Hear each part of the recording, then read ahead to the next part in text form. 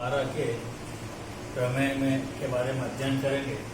दो प्रमेय हैं, यहाँ आपको नजर आ रही है। पहली प्रमेय है, सिद्ध कीजिए कि एक वृत्त की बराबर जीवाएं केंद्र पर बराबर कोण अंतरित करती है। और यदि हम यहाँ पढ़ेंगे, यहाँ जीवाएं बराबर है और केंद्र पर कोण बराबर हमें सिद्ध करना है। जबकि यहाँ देखिए इसकी कन्वर्स यानी उल्टा, सिद्ध कीजिए कि यदि एक वृत्त की दो जीवाओं द्वारा केंद्र पर अंतरित कोण समान है या कोण समान है तो जीवाएं भी समान होगी या बराबर होगी। ये दो प्रमेय हैं, दोनों ही आज समझने का प्रयास करेंगे। पहली की उल्टी, दूसरी है। अब हमें क्या दे रखा है? सबसे पहले वृत्त, तो हमने एक वृत्त बनाया, इस पर दो जीवाएं ली, ए बी और सी डी। आप किसी भी तरीके से ले सकते हैं, जरूरी ऐसे नहीं है। मान लीजिए इधर और इधर भी खींचेंगे तो इस तरह से बनेगा चित्र, है ना। तो यहाँ पर ए बी और सी डी दो हमने जीवाएं ले ली और यह वो क्या है? वृत्त का केंद्र है सी ओ डी, जीवा सी डी द्वारा बनाया कोण है, और ए ओ बी जीवा ए बी द्वारा बनाया हुआ कोण है। तो अब हम पहले जब भी प्रमेय सिद्ध करते हैं तो हम क्या लिखेंगे? सबसे पहले दिया है वृत्त सी ओ आर, इसको कैसे पढ़ा जाएगा? वृत्त सी है, सी यानी सर्कल जिसका केंद्र ओ है और त्रिज्या आर है। इसमें क्या दे रखा है? जीवाएं बराबर है, मतलब ए बी बराबर सी डी। हमें क्या सिद्ध करना है? कोण बराबर है, तो या तो हम कोण ए ओ बी और डी ओ सी लिखेंगे, और यदि लिखने में कोई समस्या है तो सरल रूप से करने के लिए मैंने इसको कोण 1 से अंकित किया और इसको कोण 2। तो सिद्ध करना है कोण 1 बराबर कोण 2। अब हम डायरेक्ट प्रूफ यानी उत्पत्ति के बारे में पढ़ेंगे। तो यहाँ ध्यान रखिए, मैं कैसे चला हूँ? त्रिभुज ओ ए बी, एक फिर इधर और फिर 2 पे आया तो इधर एक का ये रहा, तो त्रिभुज ओ डी सी। इन दोनों त्रिभुज में क्या क्या चीज बराबर है? 3 चीजें बराबर सिद्ध करनी है हमें सर्वांग समता के लिए। तो ए बी बराबर सी डी, क्यों? क्योंकि ये दे रखा है।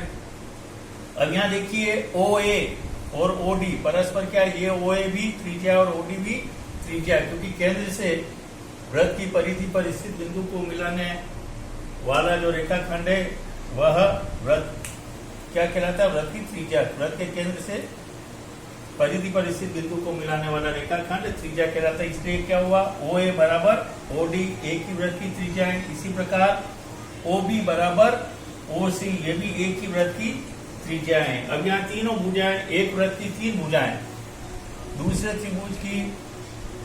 दूसरे वृत्त की 3 भुजाओं के बराबर है, तो यह दोनों त्रिभुज क्या हो गए? सर्वांग सम हो गए। और तीनों भुजाएं, इसलिए कौन सा नियम लगा? भुजा नियम से दोनों त्रिभुज क्या हो गए? सर्वांग सम। ये सर्वांग समता का चिन्ह है। इसका मतलब क्या हो? जब त्रिभुज सर्वांग सम होंगे तो किसी भी त्रिभुज में 6 अवयव होते हैं, बचे हुए भाग भी बराबर होते हैं। इसलिए कोण 1 बराबर कोण 2। और ये किस कारण से लिखा मैंने? सर्वांग सम त्रिभुज के संगत भाग। यह हमारा प्रमेय 1 सिद्ध हो गई। अब दूसरी प्रमेय इसकी उल्टी है। तो इस उल्टी प्रमेय के अंदर हम यहाँ पर भी एक वृत्त बनाएंगे, चित्र सेम टू सेम उसी तरीके से बनाए। यहाँ केवल अंतर ये है कि हमें यह सिद्ध करना है। दिया क्या है? वृत्त सी ओ आर में कोण 1 बराबर कोण 2 दिया हुआ है।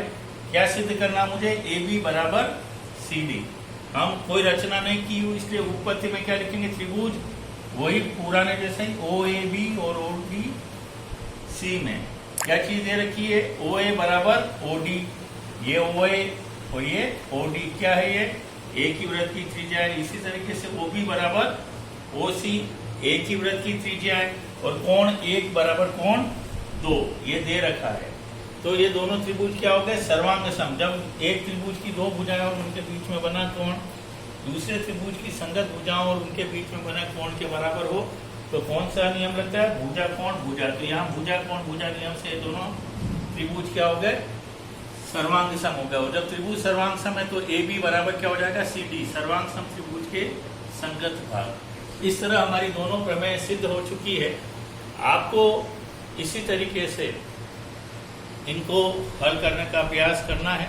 और यदि आपको मेरा चैनल अच्छा लगे तो आप सब्सक्राइब करें, लाइक करें और ज़्यादा से ज़्यादा शेयर करें। धन्यवाद।